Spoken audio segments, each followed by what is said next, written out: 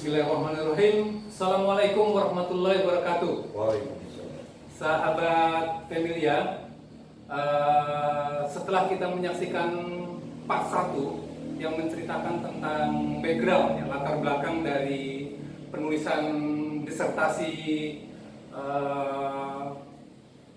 Ustadz Yudi, ya, yang sudah dibukukan dalam bentuk seperti ini, ya, pendidikan karakteristik indigenous dalam perspektif Al-Quran. Di part 1 beliau bercerita banyak tentang latar belakang kenapa dan mengapa, ya. Nah, mungkin di part 2 ini kita akan coba fokus pada substansi, esensi dari buku ini sendiri, ya. Bab per babnya itu sudah merupakan kerangka yang menghantarkan sampai dengan ajakan untuk bagaimana caranya kita mengimplementasi karakter indigenous yang baik. Mungkin secara singkat di dalam part 2 ini Ustadz Yudi juga nanti akan bercerita tentang kisi-kisi bagaimana kita bisa mentranslate dari nilai universal Al-Quran itu kepada upaya kita untuk memanifestasi nilai-nilai karakter indigenous dalam perspektif Al-Quran. Ya, silakan Bang Ustadz, kira-kira kisi-kisi nanti yang mungkin bisa sahabat Familia dapatkan, ya, dari daftar isi buku yang luar biasa ini, kira-kira bagaimana nih? Iya. Terima kasih. Assalamualaikum warahmatullahi wabarakatuh. Waalaikumsalam warahmatullahi wabarakatuh. Alhamdulillahirabbil alamin. Allahumma sholli ala Muhammad wa ala ali Muhammad. Asyhadu an la ilaha illallah wahdahu la syarikalah wa asyhadu anna Muhammadan abduhu wa rasuluhu. Sahabat Familia. Sahabat Familia. Ini dua nih, yang kedua. Tadi sudah dijelaskan mengapa sih itu disebut indigenous. Kemudian secara global, secara garis besar, apa sih inti dari pendidikan karakter indigenous dalam perspektif Al-Quran? Jadi kan tadi dibilang bahwa karakter itu dua, jujur dan takwa. Masing-masing punya konsekuensi, masing-masing punya reward dan punishment. Dan kalau mau dapat reward dari Allah Subhanahu wa Ta'ala, maka ikutilah Al-Bayan, ikutilah Al-Quran yang punya sifat Al-Bayan, Al-Hudan, dan Al-Mau'izah, ya. Nah, kemudian ini backgroundnya apa? Kalau ini terdiri dari 6 bab, ya, 6 bab pembahasan. 6 ya. 6 bab. Memang kalau dari sisi bahasa nih akademis, ya. Ya. Karena memang ini buku-buku akademis, hasil transformasi dari disertasi. Betul. Menjadi buku yang insya Allah mudah-mudahan bisa dibaca sih. Ya. Yang penting rajin aja bacanya. Betul. Kalau nggak rajin ya susah juga. Jadi ini di pendahuluan ini kenapa dibikin buku ini? Ya, di antaranya adalah karena prihatin dengan kondisi dekadensi karakter yang ada di dunia, termasuk di negara tercinta kita ini, negara Indonesia. Ya, di situ banyak sekali karakter-karakter manusia. Itu karakter anak terhadap orang tua, karakter orang tua terhadap anak, karakter antar sesama manusia yang dalam berhubungan, hablum minan nas, bagaimana mereka saling menipu, bagaimana mereka saling berbuat kriminal. Bukan berarti nggak ada yang baik, ya, ada. Tapi kecenderungan dekadensi karakter ini adalah kecenderungannya sudah seperti melampaui batas. Batas yang mana? Sebagai contoh, ada diantaranya adalah seorang anak kandung. Om Kiro, Om Haji ini, anak kandung itu sampai tega membunuh orang tuanya. Itu perkara ini cuma tidak dikasih uang jajan sebesar 20.000. Jadi di bukunya ada sumbernya ini. Innalillahi. Jadi sekarang tuh luar biasa di luar. Antar anak SD, anak sekolah dasar, ada juga di sini sumbernya diambil. Bahwa mereka gara-gara bergaul mungkin saling pinjam uang nilainya Rp1.000. Tapi yang satu diminta, yang satu ditagih dan sebagainya, terjadi keributan, dibunuh.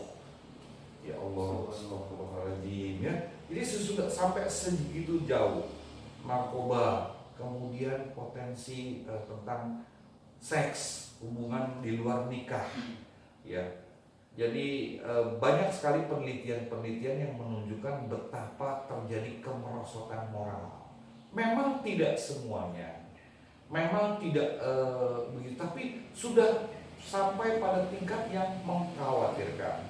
Data-data dalam buku ini, hasil survei, hasil penelitian itu menunjukkan bahwa tingkatnya sudah mengkhawatirkan, ya, sudah tinggi, ya.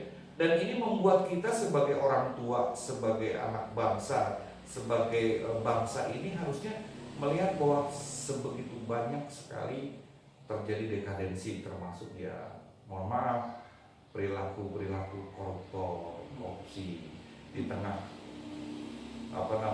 kesusahan orang segala macam masih dilakukan korupsi. Nah kemudian teman-teman sahabat Villa sekalian, termasuk sahabat Pramedia, Mas Kirno, nah diawali seperti itulah muncul. Padahal kan udah ada.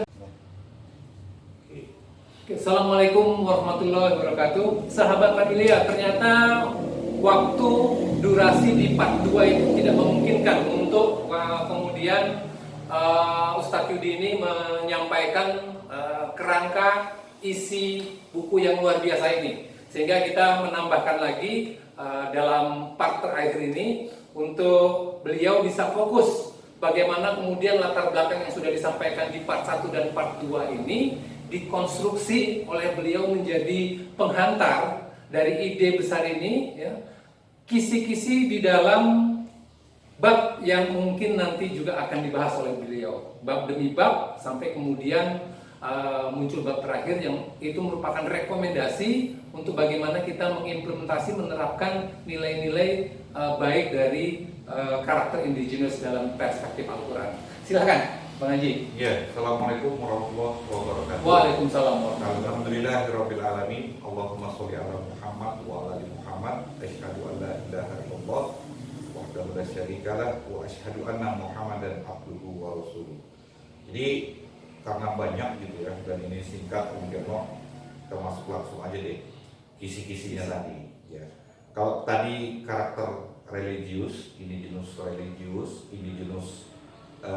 cinta tanah air dan intelektualitas.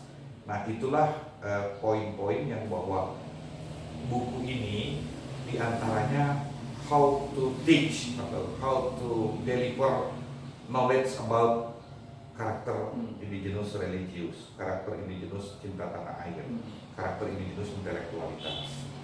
Berarti kan ini harus mengusung paradigma. Paradigma itu sesuatu hal yang memang harus bahasa daerahnya kudu harus ada paradigmanya sebagai pencetus sasaran bagaimana sebenarnya tujuan dari ini.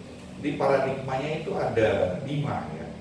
Konsep pendidikan karakter indigenous ini dalam perspektif Al-Quran. Yang pertama adalah universal. Ya. Jadi universal ini tidak sekuler. Tidak boleh memisahkan antara ilmu dunia dengan ilmu akhirat. Dasarnya adalah ilmu nakliyah. Nakliyah itu kalau dalam bahasa Inggrisnya God transmitted science. Jadi ilmu yang ditransmisikan oleh Allah Subhanahu wa taala dalam bentuk wahyu. Langsung Al-Qur'an langsung oleh Allah, Al-Qur'an dan Sunnah. Ya, itu tidak boleh dipisahkan belajar antara ilmu sains dan ilmu agama dan ilmu tentang ilmu agama. Yang kedua tuh jadi universalnya seperti itu. Iya. Yang kedua ya jelas didukung oleh Al-Quran dan Sunnah yang terintegrasi dengan sains dan teknologi. Dan kita bisa bercerita banyak lagi itu tentang integrasi Al-Quran dan sains. Yang ketiga adalah bagaimana paradigmanya memaksimalkan karakter takwa, ya. Kemudian meminimalkan karakter fujur. Ini kan penjelasan yang lalu kan nggak bisa dihilangkan fujur nih karena sudah alamiahnya dikasih oleh Allah pilihan buat manusia gitu ya. Kemudian memberitahu adanya reward dan punishment dalam setiap karakter. Jadi kita nih harus mengajarkan kepada peserta didik, apakah anak kita, kawan kita, semua kita harus mendakwahkan bahwa kalau karakternya A ini termasuk takwa, karakter takwa, ya. ini ada rewardnya loh. Kalau begini karakter bujur, ini ada punishment-nya. Kemudian implementasinya ini adalah untuk usia pranikah. Nah, ini yang penting yang mungkin sahabat Emilia juga bisa fokus pada implementasinya adalah ada 3 ya. Jadi buku ini membuat sebuah konsep bagaimana mengimplementasikan tadi yang religius, karakter indigenous religius, indigenous cinta tanah air, indigenous intelektualitas dalam perspektif Al-Quran, nilai-nilainya ada dalam Al-Quran yang dikaji dan disusun dan diungkapkan dalam buku ini kepada 1 usia pranikah. Jadi teman-teman sahabat Familia ini jangan pernah sayang kalau anaknya mau nikah lebih mengutamakan pre-wedding, foto yang mahal, yang mohon maaf, terus kemudian resepsi yang mahal. Nah, harusnya juga nggak cuma itu, dibarengi dengan bagaimana pengetahuan tentang karakter ini kepada anak-anak usia pranikah, supaya mereka bisa menjalani hidup, menjadikan rumah tangganya sakinah mawaddah warahmah. Jadi mereka tahu bagaimana caranya nanti kalau punya anak memberikan karakter yang takwa, bukan fujur. Nah, itu 1. Nah, kemudian yang kedua adalah yang disebut dengan prenatal. Yang maksudnya Natal itu kan sebenarnya bukan Natal yang itu ya. Natal itu kan kelahiran. Ya. Itu bahasa Latin ya. Natal itu lahir ya, kelahiran. Prenatal, jadi anak-anak usia dalam kandungan ibu. Jadi selama periode kehamilan. Iya, selama periode kehamilan dimulai dari usia kehamilan awal ya. Sebelum begitu manusia menikah ya, sudah pada usia menikah, kemudian bahkan waktu mau berhubungan dengan istri juga harus ada aturan, ada syarat ketentuannya, ada doanya. Kemudian ketika ketahuan hamil, apa yang harus dilakukan? Sering membaca Al-Quran untuk didengarkan bayi. Ternyata usia bayi prenatal mulai ketika ditiupkan ruhnya usia 4 bulan. Dalam Al-Quran juga diceritakan 4 bulan sampai dengan mau lahir itu mendengar. Ya, Ibnu Qayyim Al-Jauziyah itu pernah membuat buku yang isinya tentang di dalam kandungan. Nah, itu. Jadi gitu ya. Nah, baru anak-anak golden age. Memang lebih praktis sih buat teman-teman, silahkan baca. Seperti itu, Masya Allah, tabarakallah, sangat menginspirasi, sangat memotivasi. Mudah-mudahan bagi rekan-rekan sahabat Familia bisa juga mendapatkan buku ini. Nanti kita akan coba kontak atau misalkan bisa komen bagi rekan-rekan sahabat Familia yang membutuhkan. Nanti kita akan coba sambungkan ke Ustadz Yudi ya, bagaimana mendapatkan buku yang penting ini. Bagi rekan-rekan pendidik ya, orang tua juga harusnya punya concern gitu terhadap hal ini. Ya, mudah-mudahan Ustadz Yudi ini senantiasa Allah berikan kesehatan, ya, berkah dalam hal segalanya, ilmu terutama, ya, sehingga kita bisa memanfaatkan ilmunya. Ya, kita akan sudahi ya